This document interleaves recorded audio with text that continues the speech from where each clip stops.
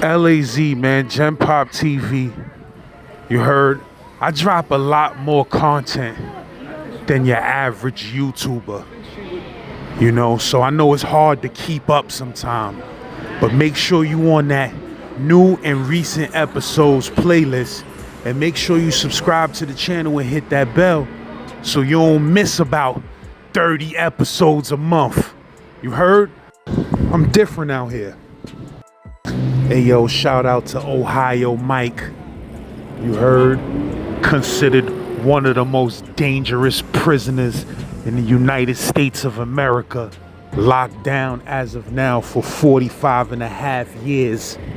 Been locked up since he was 18 years old.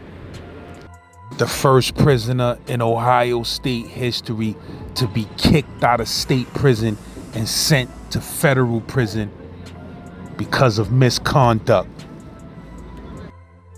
Comment gang, I need y'all to tear this up. You heard, share this to Facebook. We need all them likes, all them comments. If you're not subscribed to the channel, hit that subscribe button right now. Hit that bell. You heard? Z-Man Suicide Polo with the Ski Man. Get at me. And if you love how busy I get on this channel over here, feel free to send me a Cash App donation at $ Gen Pop Fam. Some yards, like Florence, they don't give up warning shots, and they tell you, we don't give warning shots. If you're doing something, you pull a weapon out, and we feel somebody's life is in jeopardy, you're going to be killed. They'll tell you straight out. Well, all these knives were slinging, and people were getting stabbed, and then there's all these fights. The guard tower on the yard opens his windows up, and he kills a white dude, shoots him, kills him, and then kills a black dude, and then everybody falls after that.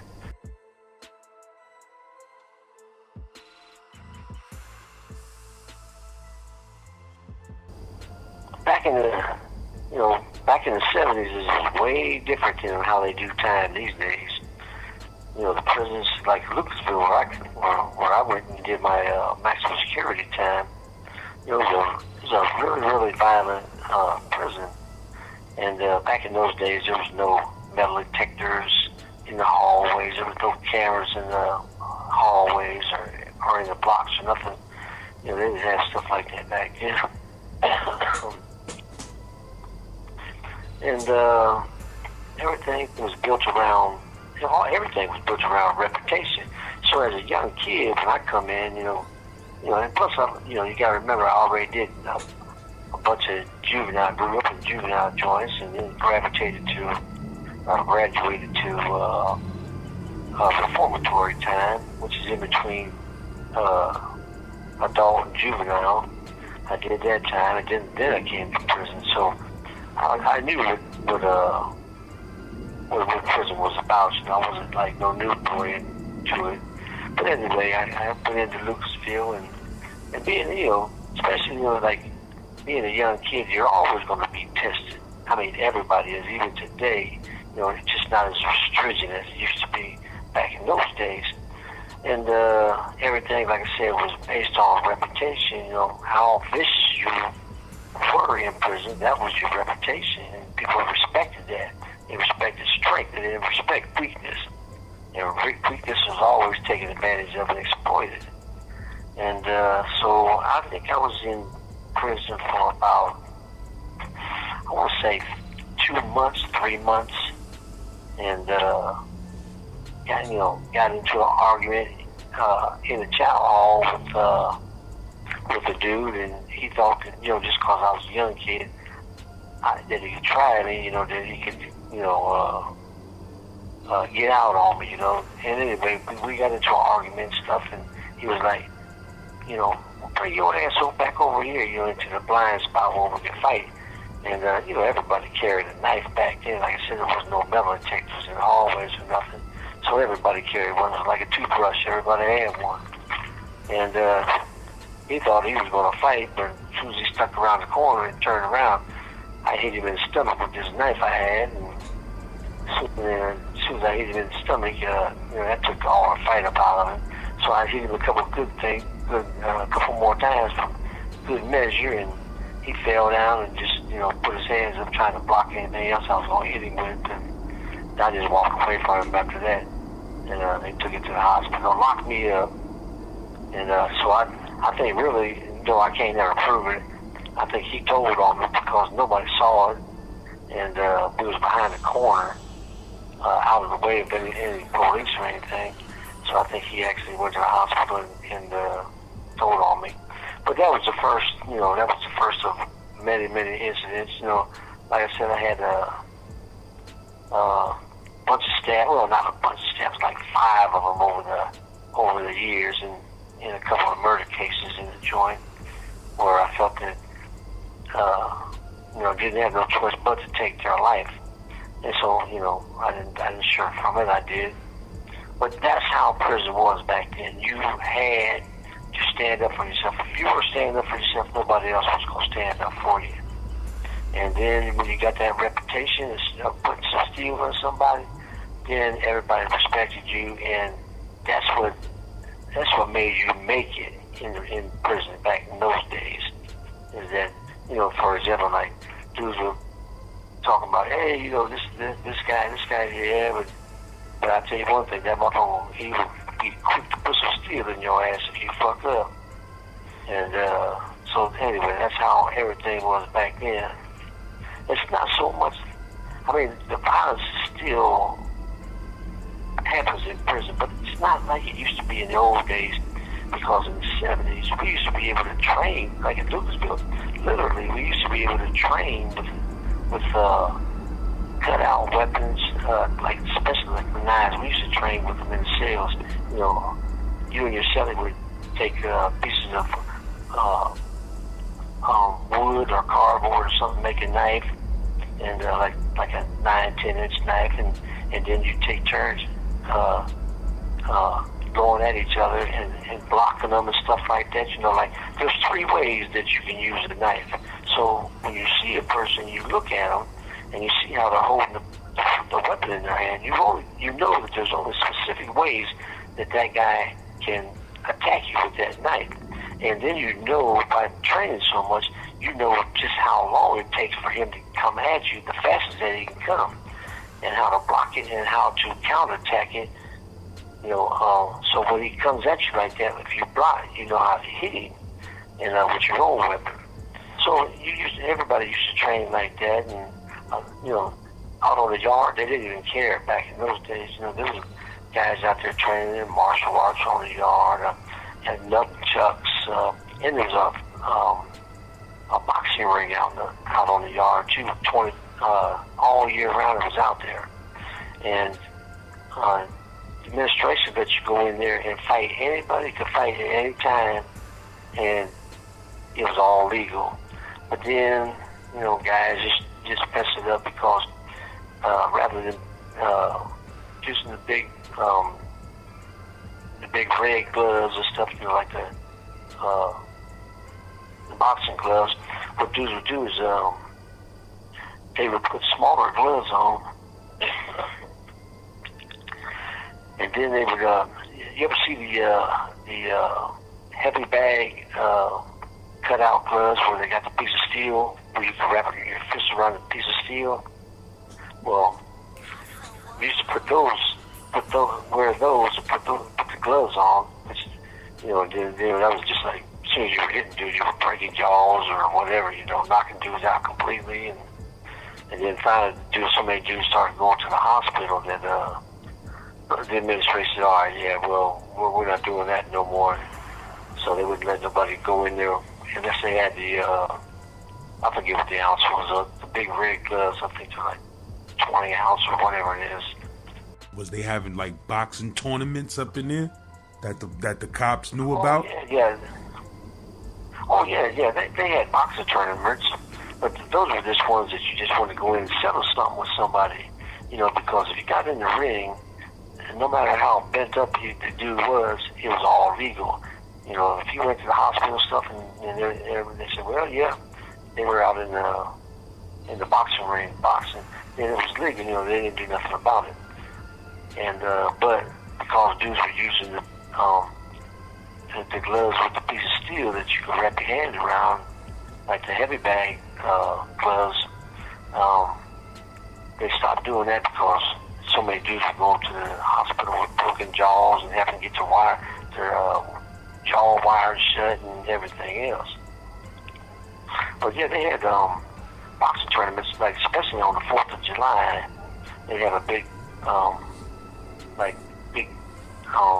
whole bunch of food out on the 4th of July where everybody went outside, and a bunch of games were going on, and then they'd have the boxing championships, for all weight divisions and stuff like that, where dudes could like bet on their partners or friends or whatever. Who was the best boxer in Ohio State that you could remember?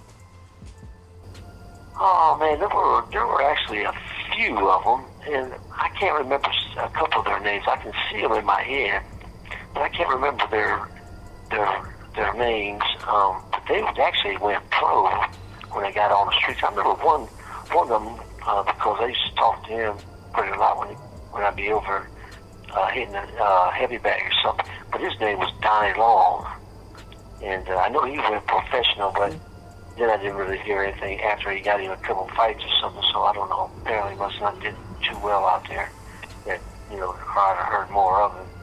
But they used to also bring in like pro and semi-pro boxers to come in and talk to dudes about boxing, and watch them train.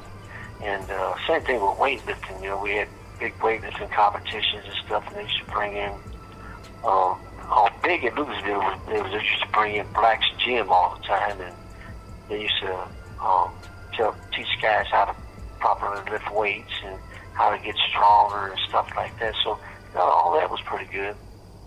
What was it like the first time you went to the federal pen? Well, the federal pen, when I first got there, I got there in September of 1995 when I went straight to the ADX, which is the federal supermax. They call it the ADX.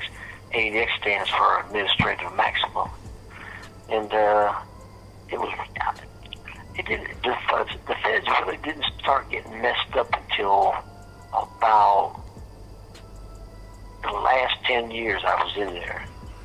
Then it started really getting messed up, and that was mainly because they closed Lawton down, which is, if your listeners that don't know, Lawton is the state penitentiary in Washington D.C., where they closed all the state prisons down in Washington D.C. and made all of the state prisoners federal prisoners. So then they took them and put them all in the feds, and that jumped the federal population up another 13,000 prisoners. Then they started taking all these, what's called paisa, which means countrymen for Mexicans. And basically what they were was everybody that was trying to sneak over to America, a lot of the dirt farmers and stuff over there, real poor people. And they was taking all the males and you have 1 minute remaining. And they came back the second time. They put them in prison, and some of the guys were sitting there for, a lot of years waiting to get a hearing and stuff. And they were just sitting in a prison with criminals from America, and then their population just like grew in the federal system because there were so many of them. And so that, and then all the mandatory sentencing, all the mandatory drug cases and weapons and stuff like that, it just blew up the federal system, and it just, you got as many as you got in a federal prison right now. And then that's when it really started messing up, especially, if I'm being honest about it, especially like the gangs and stuff, because there was a lot of gang violence and stuff like that, and a lot of other stuff that was going on. They'd have to lock whole joints down because like 2 gangs might be going at. Then they started having more and more lockdowns in the penitentiaries, and because like if two gangs went at it, then they'd lock it down because they didn't want no further violence and stuff. And a lot of times we were locked down for months at a time because it took them that long to, especially when the larger gangs, it took them that long to put those guys on a bus and put them on Con Air and send them, all around the United States. And that's one thing about the feds is like you could be out in California one day and sitting in Coleman 1 up there in Florida, but 2 days later. So they'll disperse you all over the United States and all their penitentiaries. Matter of fact, when I first went in '95, there were five old penitentiaries. And actually in about the next 20 years, maybe a little bit more, 20 some years that I was there, they built 16 new penitentiaries and made the old penitentiaries FCIs, a step down from prisons like Lompoc out in California, Atlanta, Lewisburg in Pennsylvania, Terre Haute in Indiana, in Leavenworth in Kansas. So they made all them lesser securities. Now they got 16 new penitentiaries, and out of the 16, there's 3 of them that are bad. And I say bad, like anybody that's in good standing don't want to go to them, because the only thing they got there is, I'll tell you, like for example, the new Terre Haute is, it's got death row in the hole up on the 3rd floor, but the rest of the joint is for all rats, all child molesters, and just, anybody that's got downward departures, and that means like telling on their crime partners and stuff like that. That joint there is bad. Nobody wants to go there because once you go to a place like that and you hit the yard, you'll never be allowed to hit any other yard again. You'll be in bad standing and beat off every yard you go on. Then you got Coleman 2, which is actually a dropout yard. That's in Florida because they got 2 penitentiaries, Coleman 1 and Coleman 2. Coleman 2 is a dropout yard. I mean by that is, like, say the guys want to get out of their gang and stuff, they'll debrief and then they'll drop out and go to that joint. Or they got a lot of like child molesters on porn, on internet stuff. Like that's real big in the feds. That they got them penitentiaries I was just describing. They've got them filled up with people that have been convicted for looking at child porn on the internet and stuff like that.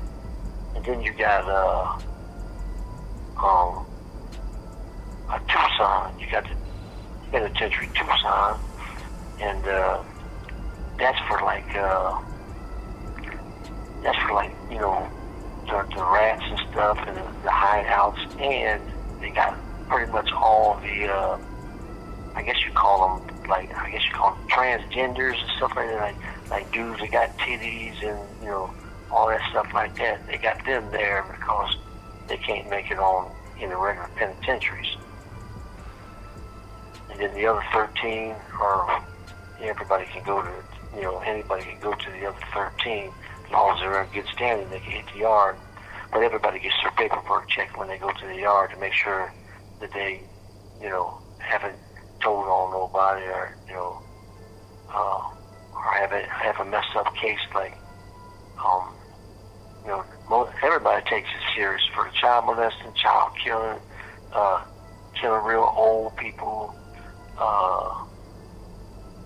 and telling, getting a downward departure for telling on your crime partners.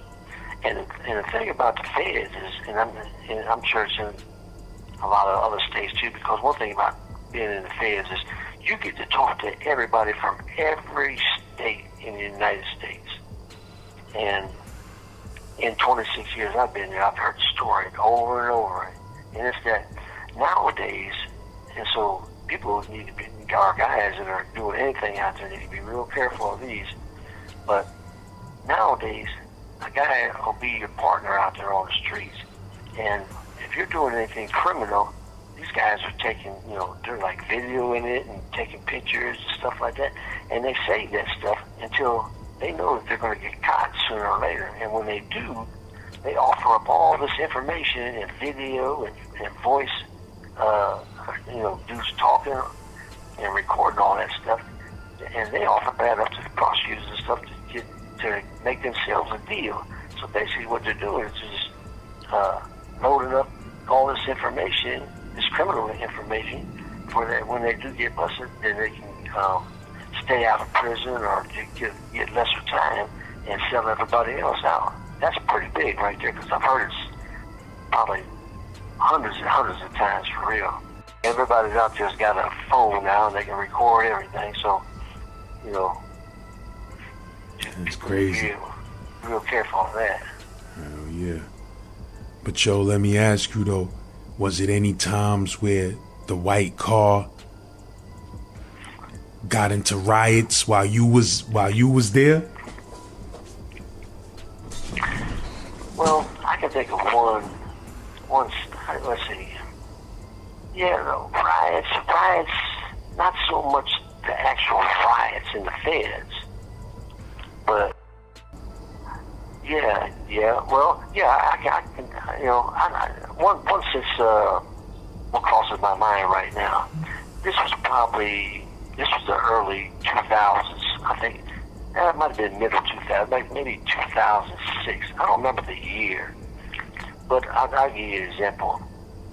And this is why I don't care for the federal politics, where you have to defend your own kind just because they're the same color as you.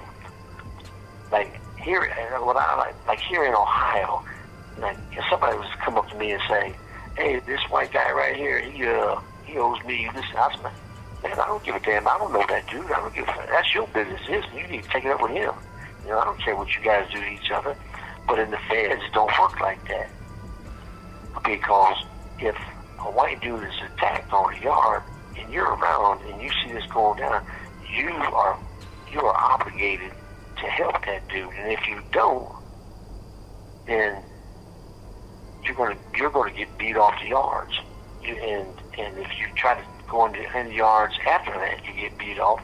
And you try to go into other yards, the dudes are going to take that as disrespect, knowing that you can't come on those yards because they don't want you, because you're a liability. If they know that you're not going to be with them, they're going to end up stabbing you or killing you.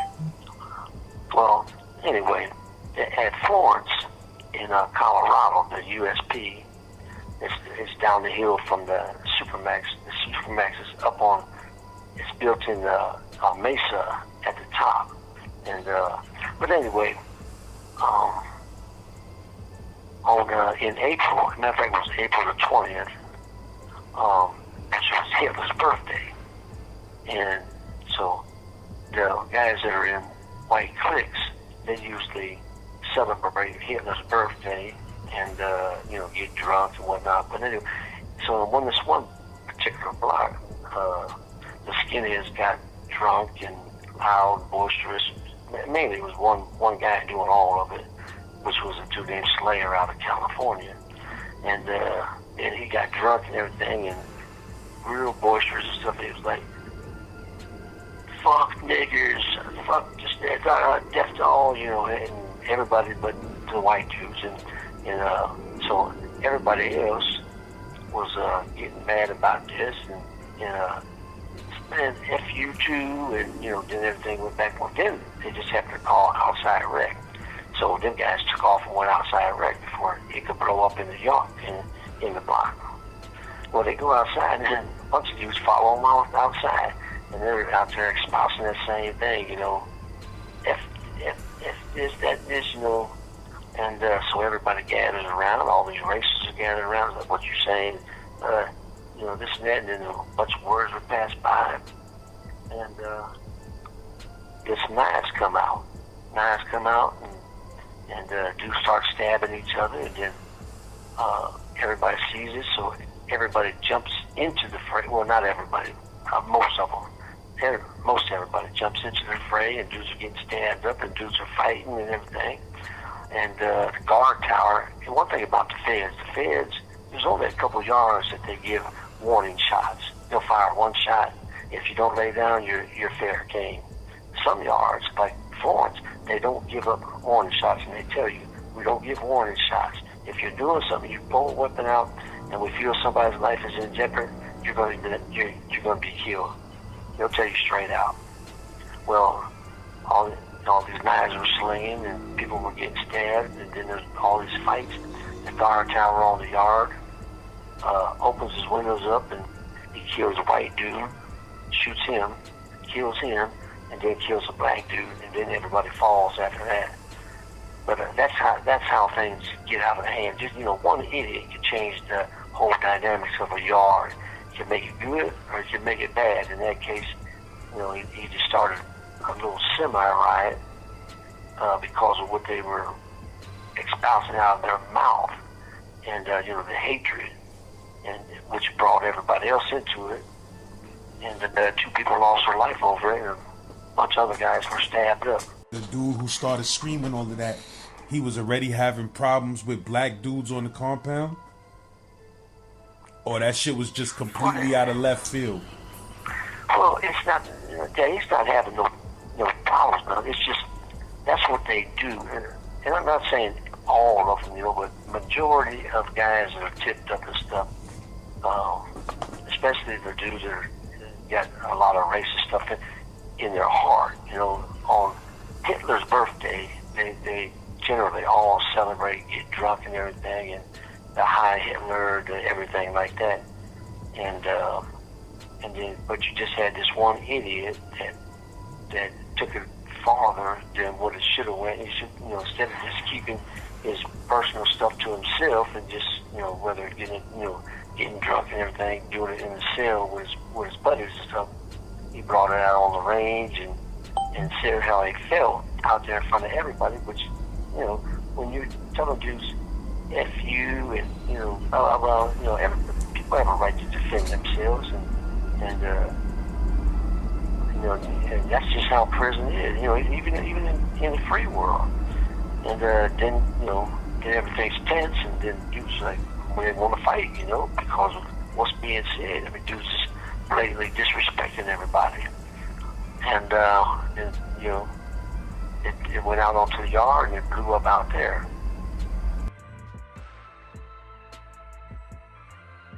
It's a lot of people that gave time back because at the end of the day, you caught your case as a child with an undeveloped brain, and you really can't turn they really shouldn't turn an adolescent's lights out for the rest of their life in the penitentiary, no matter what they did in the penitentiary, because they were sent to the penitentiary as a child. So it's like, I agree with you wholeheartedly. They suffered all type of brain damage. I'm talking about, like, realistically, it's wrong to sentence adolescents to life in prison or have them serve life in prison.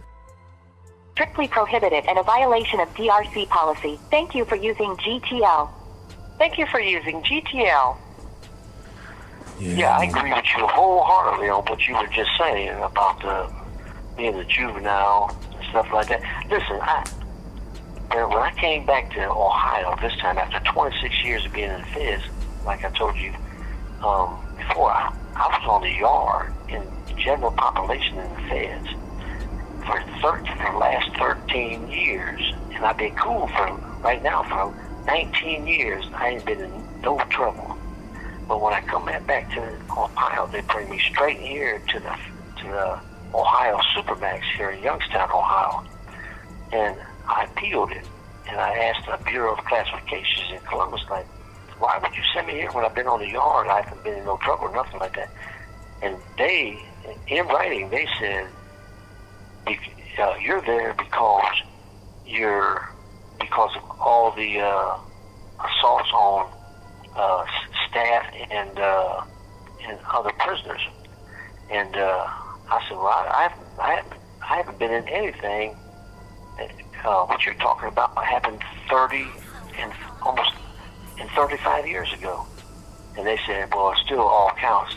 And so what they're doing is, and I said, well, you're just using what I did 30, 35 years ago. That's twice. I'm twice as old now. And they said, it didn't matter, that's what they were using to justify putting me here in the Supermax. Now, since I've been here in the Supermax, since I've come back, which I've been back in Ohio now for 2.5 years, and they gave me a 5-year program here in the feds. Here in the Supermax. They put me on a 5-year program, which means that I got to stay here 5 years. And right now I'm in the most restrictive phase that you can be in Ohio, period. And but about I've been here for 2.5 years now, so I'd say about a year and a half ago, I got a letter from the parole board that said, the last time I saw the parole board, I was in Atwater in California waiting to come back to Ohio. I saw them there. They gave me 10 years. And that was in December of 2020. Well, since I've been back, the parole board sent me a letter and said that the Ohio Senate had passed a bill, Senate Bill 256 for juveniles, saying that you can only do 5 years, no more than 5 years to the parole board. And there were 8 other stipulations that they had to use in determining if they gave you more time or let you go, stuff like that. Well, anyway, they told me I fit in the bill, the Senate Bill 256 as a juvenile, and that because I caught my case because I did the crime when I was a juvenile, it didn't matter that I went to court when I was an adult, 18 years old. It was when I caught my case, when I actually did the crime. So anyway, they put me under Senate Bill 256 here in Ohio, and they took 5 years back on the parole board, which meant that now I only have 5 years to do for the parole board, and I see the parole board again in December of 25. So I don't know what's going to happen with this Senate Bill 256, or if it's going to make a difference for me or not. I don't know. Yeah, because I read a book, and I'm trying to remember, but it may have even been Ohio that the dude was from. I'm not 100% sure, but in the book, basically, he was a 16-year-old. He caught a capital murder, robbery, and a murder at 16, and they sentenced him to life. And at the time when he got the sentence, the law was like, it wasn't no loopholes it wasn't none of that. If they gave you life, they was giving you life. No time cut, no chance to appeal, none of that. Or whatever his circumstances was, his appeals was exhausted or whatever, and he could not at any way give that time back. Like, I don't know, I can't remember if he went to both his appeals and was denied or whatever, but it was just a wrap for him, and he was sitting inside the penitentiary with life. And then one day he started reading and stuff like that, and he just decided, I'm not accepting this, man. I was 16 years old when I caught that case. I'm a total different human being right now. You understand? And he went and he wrote 1 million letters to 1 million people, and somebody put up some money to defend him, and he ended up coming home.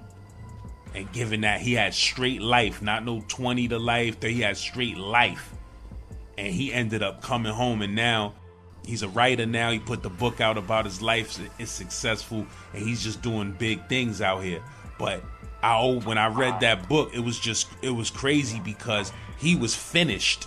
It was no way of him getting out. But his pen game, he was writing so many people, he ended up coming home with a life sentence because it's wrong for an adolescent. Like in New York, they just recently changed the law where now you got to be 18 to be sentenced as an adult. But when I caught my case, I was 16, and they sentenced me as an adult. They tried to turn my lights out if I didn't cop out. So it's like, you know, I could still be sitting in the penitentiary right now. Yeah, I saw the parole board, I think, four times, and every time I saw them, they gave me a dime each one. And then that last one, as I said, then I fell under that Senate bill for the juveniles, and they had to take 5 of it back. But every time I saw them, and it's crazy. It's crazy because my crime partner on my original case, he did 28 years, kicked out. He's been out 16, 17 years now. The guys that I caught cases with in prison, you know, and I say inside the prison, and then me and Benny and BT, two of my partners, when we fought the gang down in the gym and then ended up killing the gang leader, we got indicted on that. And we went to a 4-day trial on the streets and got found not guilty of self-defense by a jury. Well, both of them guys, both of them are home. And matter of fact, I still keep in contact with BT because Benny died years ago of a heart attack. But BT's been out there for, I don't know, 15 years now, and you know, doing good and everything like that. And we joke about it in a funny way, you know, because you have to. And you know, like I'm the only one left in prison out of everybody that we used to hang around. I'm the only one that's still left in here 45 and a half years later. And but it's because Ohio, they just, you know, they're just hating on me because I embarrass them so much, you know, like the newspapers and stuff, when they used to find the bomb material or the actual bombs or zip guns and the bullets and stuff like that, even though I never used any of it, even though I never was, you know, I'm doing some time for it right now. Like back in January of 95, they did take me to court for having a gun under disability, a zip gun, a loaded zip gun, and I had a box of bullets, and they had me for having dangerous ordnance. I went to court, and they gave me a 3 to 5 for having the dangerous ordnance. They gave me a 3-year gun spec for the loaded zip gun. You said in 95? You know, yeah, 95. And actually what they did was, and that was when I was in Ohio. Then I went to the feds in September of 95, and then they told me that Ohio had stopped my life sentence because I had that mandatory gun spec, that 3-year mandatory sentence.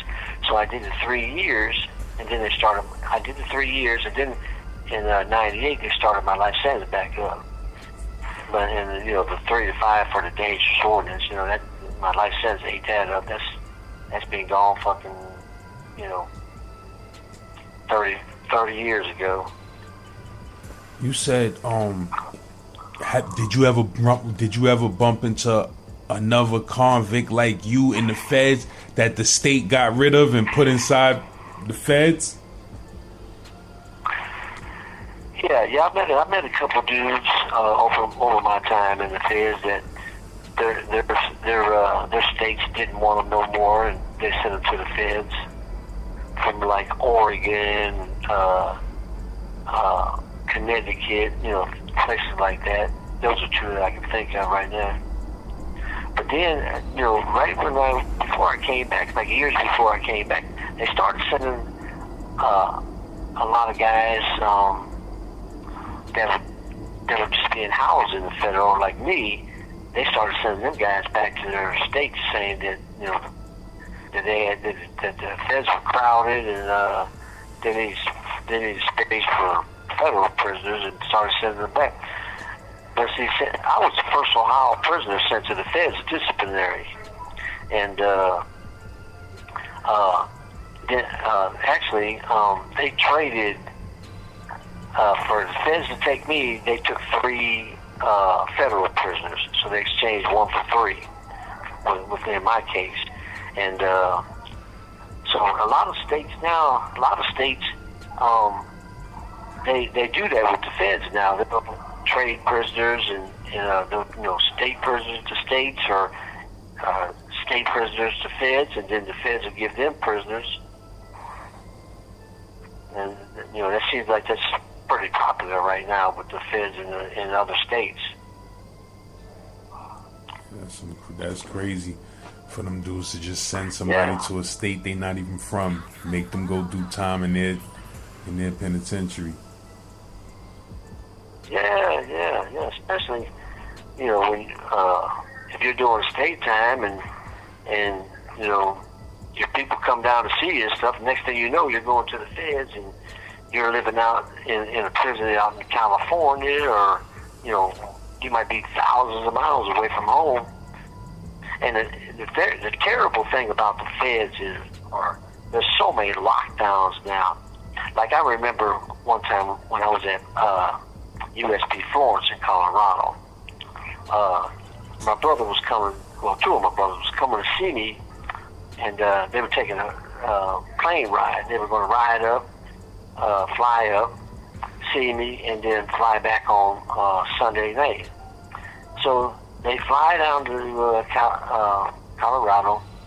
I think they stop in Denver, then they take a car to get a motel there next to the prison, and they're going to come in at 5:30, because on Fridays visiting was at 5:30 to 8. And they were coming then, and then Saturday and Sunday. And about 3, about maybe 2:30, quarter to 3, because I was outside. I remember when it went down. There was some stabbings out on the yard, and I think 3 dudes got stabbed at one time. So they locked the joint down, and when they lock down, all visits and everything are canceled. Nobody can get a visit, and so they come all that way, and then they can't get in. Then they have to stay there because they'll have a round trip. You have 1 minute remaining. The round trip ain't until Sunday night, so they stay there, and they said, the only thing we could do was take a cab over to the world's tallest suspension bridge, and then they had to just sit around in their motel and go out to eat or whatever until Sunday night and fly back to Ohio. So you just never got to visit?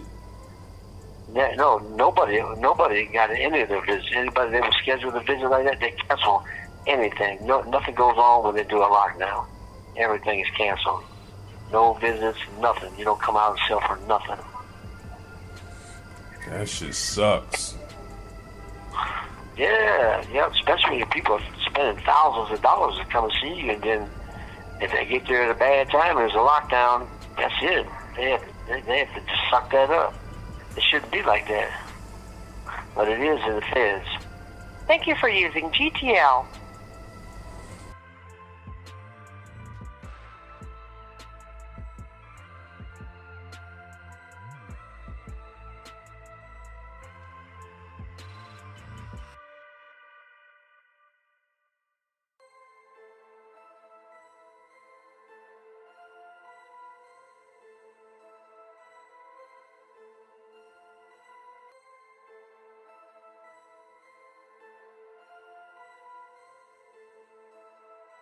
Casa one on me.